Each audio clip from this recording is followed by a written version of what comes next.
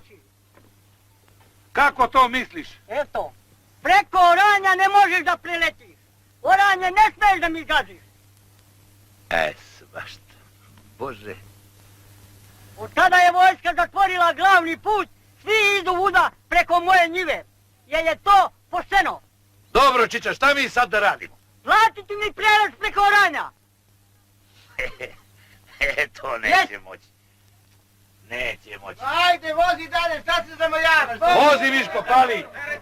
Čiča, mi moramo dalje. Nećeš moći.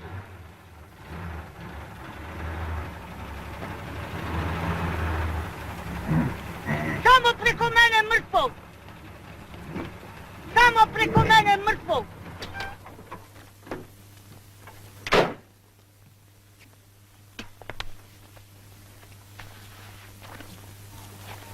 Pusti me, zvaću djecu! Pusti me! Pusti me!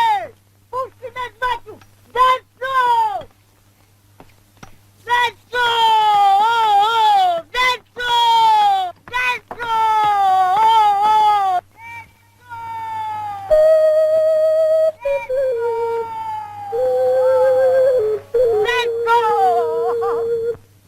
Tata!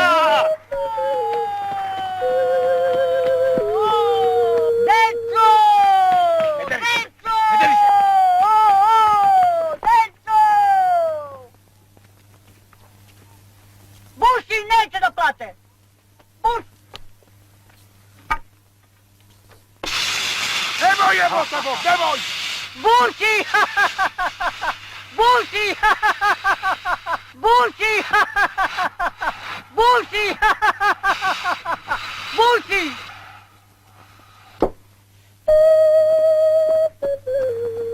Stoj, platit ćemo, nemoj više, molim te. Stani! Stani! Jeli, Čiča, šta smo dužni, koliko? 100 dinara mi platite. Odmah.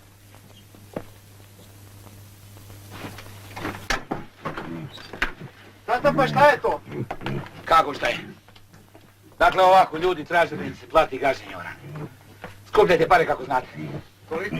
Mnogo. 200 dinara, hajde. Koliko? Ajde, dajte pare, inače će da nam izbuše sve gume. Brzo, nek nam čekaju. Daj.